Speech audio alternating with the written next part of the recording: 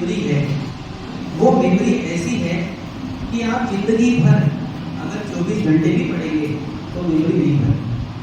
कुछ लोगों की धारणा होती है कि इतना याद करेंगे, इतना पढ़ेंगे तो दिमाग ये हो जाएगा, इतना याद नहीं रहेगा। हाँ, ये गलत धारणा है। सही धारणा ये है कि आप जिंदगी भर भी अगर पढ़ते हो और 24 घंटे पढ़ते हो हर दिन, सुबह शाम रात दिन भी पढ़ते हो, तो भी आपकी मेमोरी जो है वो नहीं बढ़ेगा। तो ये तो सोचना छोड़ दो कि हम ज़्यादा पढ़ेंगे तो हमारे दिमाग में नहीं रहेगा, हम ज़्यादा पढ़ेंगे तो हमको याद नहीं रहेगा, या हमारे दिमाग में वो नहीं बैठेगा। ये धारणा ही गलत है। इस धारणा को हटा देते हैं। दूसरी बात ये है, हम लोग पढ़ते हैं तो हमको याद नहीं होता। ये धारणा दिमाग से हटा दें, क्योंकि आप जो पढ़ेंगे मतलब आप पढ़ते हैं, याद करते हैं, पहली बार जब आप कोई चीज़ याद करेंगे तो स्वाभाविक है वो दिमाग में नहीं बैठेगी, क्योंकि आप उसको पहली बार पढ़ रहे हैं।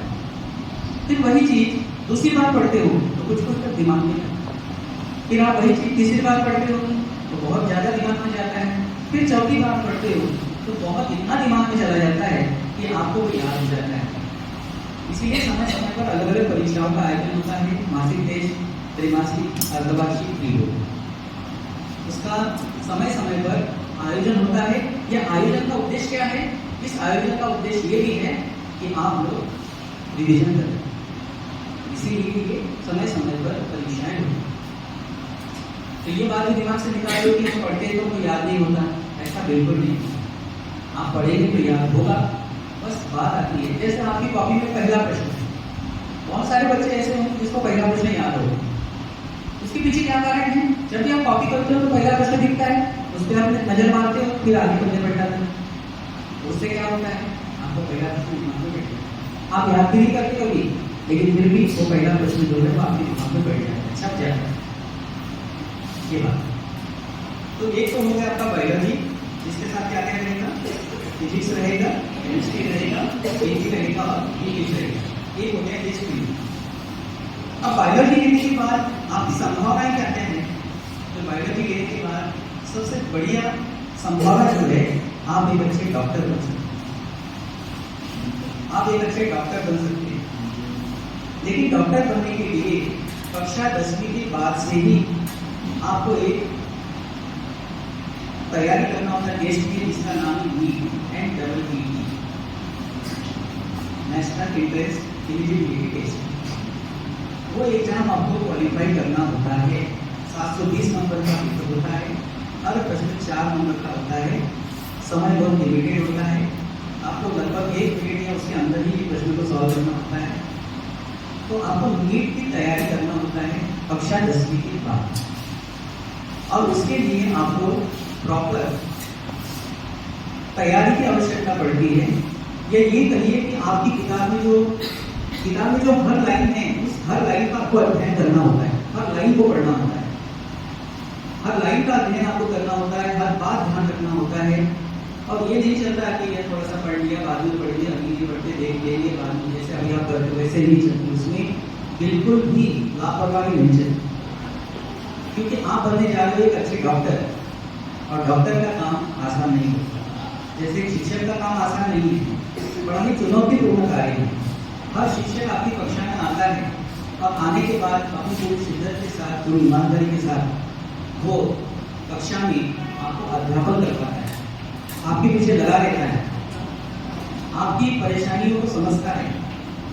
आप शिक्षक की क्लास में बैठते हो, आप मस्ती भी कर लेते हो, शिक्षक को परेशान करते हो, तो भी टीचर आपको एक्सेप्ट कर लेता है और अपना कार्य निरंतर करते रहता है। वो शिकायत नहीं करता। उसका कार्य होता है बच्चों का विकास या बच्चों का जो उन्नति है उसमें योगदान देना। तो योगदान टीचर अपना देता है और ये चाहता है कि आप एक अच्छे इंसान, एक अच्छे नागरिक और एक अच्छी विद्यार्थी बनकर जीवन में एक अच्छी इंसान बने और अपने गोल को अचीव करें। इसके लिए शिक्षक प्रयास करता है, मेहनत करता है, और प्रत्येक टीचर जो है अपनी पूरी ईमानदारी के साथ, अपनी पूरी योग्यता के साथ आपके लिए मेहनत करता है। तो शिक्षकों का भी सम्मान होना चाहिए। दूसरा, डॉक्टर बनना, डॉक्टर भी एक जिम्मेदारी वाला काम है जब डॉक्टर बनते हैं, क्योंकि डॉक्टर बनने के बाद कोई भी जो पेशेंट होता है, वो पेशेंट जो है कहीं ना कहीं आप पर निर्भर होता है।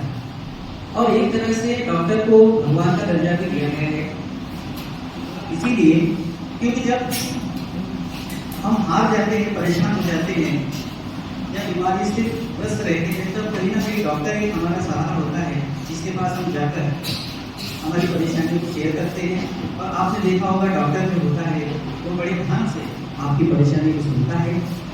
आप किसी एक की परेशानी को सुनते हो तो आप परेशान हो जाते हो, वो इतने लोगों की परेशानियां सुनता है और समाधान करता है। और एक अच्छा डॉक्टर अगर बनना है तो आपको करना चाहिए एमबीबीएस।